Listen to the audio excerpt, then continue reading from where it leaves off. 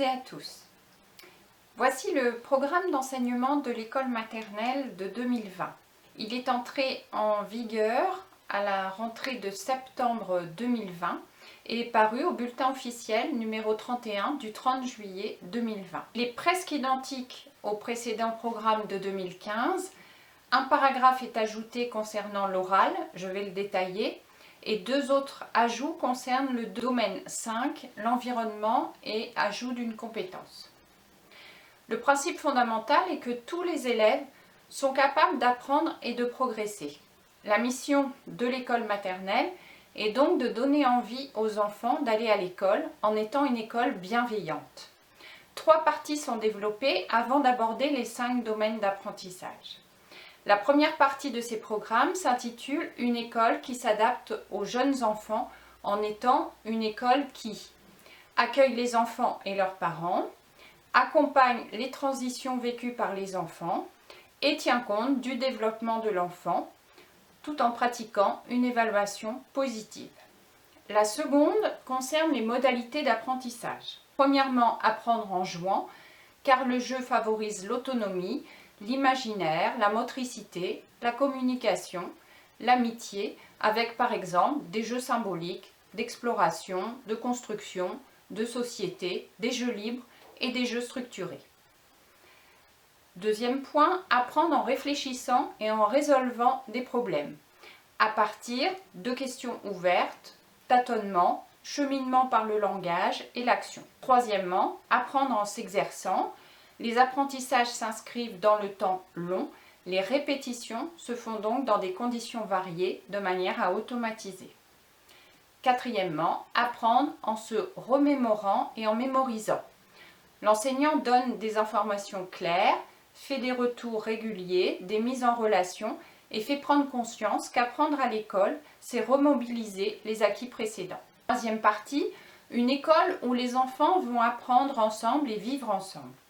Il s'agit de citoyenneté respectueuse, de règles de laïcité et ouverte sur les cultures. L'enfant va repérer le rôle des adultes, la fonction de l'école, des espaces et des règles et va porter un regard positif sur les différences. L'égalité filles-garçons, par exemple. Il va progressivement comprendre la fonction de l'école et se construire comme une personne singulière au sein d'un groupe. Voici maintenant les 5 domaines d'apprentissage. Une place primordiale du langage pour la réussite de tous est donnée au premier domaine, mobiliser le langage dans toutes ses dimensions. C'est celui que je vais développer juste après. Second domaine, agir, s'exprimer, comprendre à travers l'activité physique. Troisième domaine, agir, s'exprimer, comprendre à travers les activités artistiques. Quatrième domaine, construire les premiers outils pour structurer sa pensée. Et cinquième domaine, explorer le monde. Le programme donne les objectifs et les intentions pédagogiques pour organiser la progression des apprentissages. Je développe maintenant le domaine 1, mobiliser le langage dans toutes ses dimensions. Le programme définit le langage comme étant un ensemble d'activités mises en œuvre par un individu lorsqu'il parle, écoute, réfléchit, essaie de comprendre et progressivement lit et écrit. À l'école maternelle, on mobilise simultanément les 2 composantes du langage, le langage oral et le langage écrit. Le domaine 1 présente d'abord l'oral. L'oral, c'est l'acquisition donc du langage oral par et grâce aux interactions avec les adultes. L'enseignant accompagne en reprenant les productions orales pour apporter des mots ou des structures de phrases. Le professeur des écoles ralentit son débit avec les petits, fait des énoncés brefs et corrects. Chacun doit passer de la prise de parole spontanée à une conversation plus organisée en grand groupe. Quels sont les objectifs visés et les éléments de progressivité? 4 points sont abordés. Premier point, oser entrer en communication, c'est-à-dire permettre à chacun de pouvoir dire, exprimer un avis, questionner, annoncer une nouvelle. L'enfant entre en communication, fait des efforts pour être compris. Entre 2 et 4 ans, les moyens non verbaux sont utilisés, ils apprennent à parler et après 3-4 ans, ils progressent sur le plan syntaxique et lexical. Autour de 4 ans, ils découvrent que les personnes pensent et ressentent différemment. Ils comprennent qu'il faut expliquer et réexpliquer. Ils posent des questions, font des plaisanteries. Et en fin de maternelle, la conversation enseignant-enfant est proche de celle que l'enseignant a avec d'autres adultes. Des conditions bienveillantes et sécurisantes sont installées pour que tous prennent la parole. Le professeur des écoles accueille les erreurs positives et reformule. Deuxième point, comprendre et apprendre. Le discours de l'enseignant sont des moyens de comprendre et d'apprendre pour les enfants. Le travail mental sans parler est une activité langagière qui est encouragée car elle vise à construire des outils cognitifs. On peut construire ces images mentales à partir de fictions, relier des événements, des mots traitant l'espace et le temps, etc. Troisièmement, échanger et réfléchir avec les autres. Les moments de langage à plusieurs sont nombreux. Résolution de problèmes, compréhension d'histoire, etc. Il y a argumentation, explication, évoquée en parlant de ce qui n'est pas présent par exemple. Voici le petit paragraphe nouveau qui est à la page 10 du bulletin officiel. En complément des situations d'évocation, il est également possible de pratiquer en classe des activités de description à l'oral d'un objet ou d'une image pour exercer les élèves à l'observation attentive et à l'ajustement du vocabulaire qui sera progressivement enrichi. Cette pratique de la description peut s'articuler au travail mené avec les élèves pour les amener à observer, explorer le vivant, les objets et la matière. Il y a de multiples occasions d'installer durablement chez l'enfant une culture du respect de la nature et de sa diversité en prolongeant ces pratiques par des activités liées aux pratiques de la vie courante témoignant du respect de l'environnement, par exemple l'imitation et tri des déchets, plantation dans l'école, réalisation en art plastique. Quatrième point, commencer à réfléchir sur la langue et acquérir une conscience phonologique. Alors l'acquisition et le développement de la conscience phonologique est décrite de la manière suivante. Pour lire et écrire, il faut identifier les unités sonores que l'on emploie lorsque l'on parle français, conscience phonologique, et comprendre que l'écriture du français est un code qui transcrit les sons, c'est le principe alphabétique. Quand l'enfant apprend à parler, il reproduit les mots qui sont entendus et donc les sons. À l'école maternelle, il y a manipulation volontaire des sons, identification, dissociation, ressemblance, différence.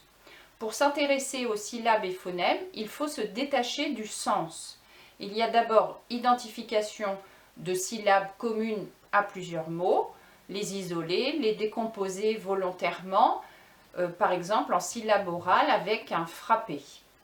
Pour les phonèmes, on commence par les sons voyelles sans exclure les sons consonnes. On peut le faire en grands groupes, mais on essaie de privilégier les petits groupes. En grande section, ce sont des séances courtes mais fréquentes. Cette partie se termine par l'éveil à la diversité linguistique. En moyenne section, c'est par exemple la découverte de différentes langues sous forme de jeux, comptines, histoires connues en langue régionale, étrangère ou langue des signes française. Deuxième partie, l'écrit. Quels sont les objectifs visés et les éléments de progressivité? Il s'agit d'apprendre la culture commune de l'écrit, mieux comprendre des écrits, leur nature et fonction langagière de ces tracés, de quelqu'un pour quelqu'un. 5 points sont développés. Premier point, écouter de l'écrit et comprendre. Comprendre le contenu. L'enseignant lit, anime des échanges après l'écoute. Il y a progressivité dans les choix des textes, de plus en plus longs et de plus en plus éloignés de l'oral. La littérature de jeunesse, par exemple, est un bon support, ainsi que les documentaires. Deuxième point, découvrir la fonction de l'écrit. L'objectif est de comprendre que les signes écrits valent du langage. En réception, l'écrit donne accès à la parole de quelqu'un et en production, il permet de s'adresser à quelqu'un qui est absent ou bien garder une trace. Différents supports vont être utilisés, des livres variés, des affiches, des lettres, des messages électroniques, téléphoniques, des étiquettes, en relation avec les situations ou les projets de classe. Troisième point, commencer à produire des écrits et en découvrir le fonctionnement. Quand l'enseignant estime que les enfants sont prêts à faire ces activités, la production écrite se fait par exemple sous la forme de dictée à l'adulte avec une grande part qui est donnée à l'élaboration du texte à l'oral.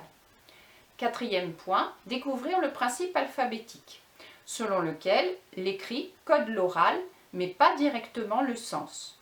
On vise la découverte de ce principe, non l'apprentissage systématique des relations entre forme orale et écrite.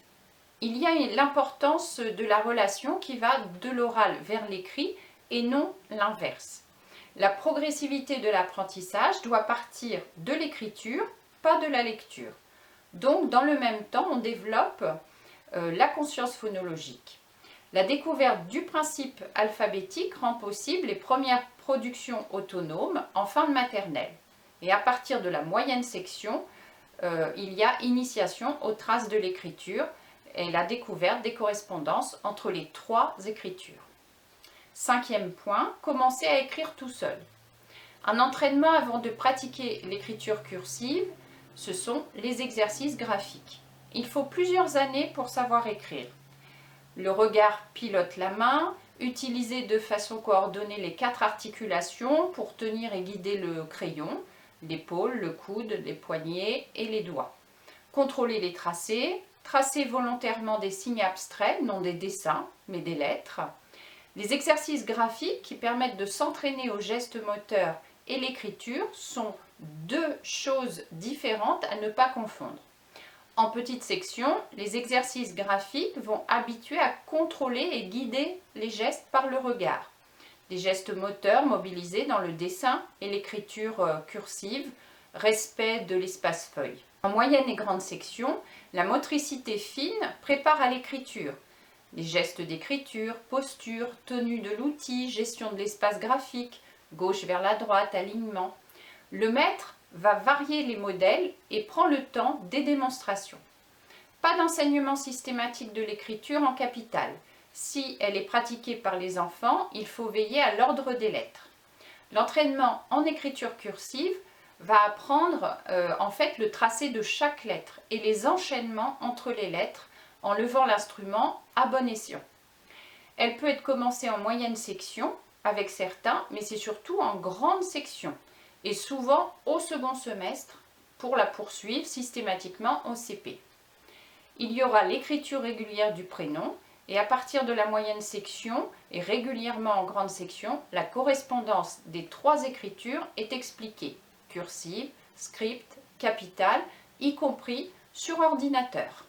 L'enseignant veille à ne pas isoler les 3 composantes de l'écriture. La composante sémantique, c'est-à-dire le sens de ce qui est écrit, la composante symbolique, le code alphabétique, et la composante motrice, la dextérité graphique. Les essais d'écriture de mots. Valoriser publiquement les essais des petits qui disent avoir écrit. Des lignes, des signes, des pseudo-lettres. L'enseignant dit qu'il ne peut pas encore les lire. En moyenne section, la commande d'écriture de mots simples, comme le nom d'une personne, d'une histoire, peut être faite. Le but, c'est aussi de voir l'enseignant écrire devant eux, des documents affichés et commentés. L'enseignant lit leurs traces ou dit qu'il ne peut pas encore les lire. Il discute avec l'enfant, explique, écrit, fait le lien entre les unités sonores et les graphèmes. C'est une activité qui est plus fréquente en grande section et on ne laisse pas croire que les productions sont correctes, mais on ne recherche pas non plus l'orthographe normée. L'enseignant va valoriser les essais. Les premières productions autonomes d'écrit. Quand les enfants ont compris que l'écrit est un code qui permet de délivrer des messages, on peut les inciter à produire des messages écrits. En grande section, le professeur des écoles encourage et valorise les essais spontanés. Il incite les enfants à écrire. Quand ils savent ce qu'ils veulent écrire, ils peuvent chercher dans des textes connus, utiliser le principe alphabétique, demander de l'aide. Plus ils écrivent, plus ils ont envie d'écrire. On accepte le mélange de lettres capitales et cursives. La séparation des mots est difficile, jusqu'en CE1. L'enseignant commente le texte avec l'enfant. Il écrit en français normé. On pense à un coin écriture avec du matériel, des outils, des feuilles, un ordinateur, des stylets, correspondance des différentes graphies, des textes connus. Un recueil des premières écritures dans un dossier individuel pour l'entrée au CP est attendu. Enfin, troisième partie, les 13 compétences. Communiquer avec les adultes et avec les autres enfants par le langage en se faisant comprendre. S'exprimer dans un langage syntaxiquement correct et précis. Reformuler pour se faire mieux comprendre. Pratiquer différents usages du langage oral, raconter, décrire, évoquer, expliquer, questionner, proposer des solutions, discuter un point de vue. Dire de mémoire et de manière expressive plusieurs comptines et poésies. Comprendre des textes écrits sans autre aide que le langage entendu. Manifester de la curiosité par rapport à l'écrit. Pouvoir redire les mots d'une phrase écrite après sa lecture par l'adulte. Les mots du titre connu d'un livre ou d'un texte. Participer verbalement à la production d'un texte écrit. Savoir qu'on n'écrit pas comme on parle. Repérer des régularités dans la langue à l'oral en français, éventuellement dans une autre langue, manipuler des syllabes, discriminer des sons, syllabes, sons, voyelles, quelques sons consonnes, hors des consonnes occlusives, reconnaître les lettres de l'alphabet et connaître les correspondances entre les trois manières de les écrire, cursive, script, capitale d'imprimerie, copier à l'aide d'un clavier, écrire son prénom en écriture cursive sans modèle, écrire seul un mot en utilisant des lettres ou groupes de lettres empruntées aux mots connus. À bientôt!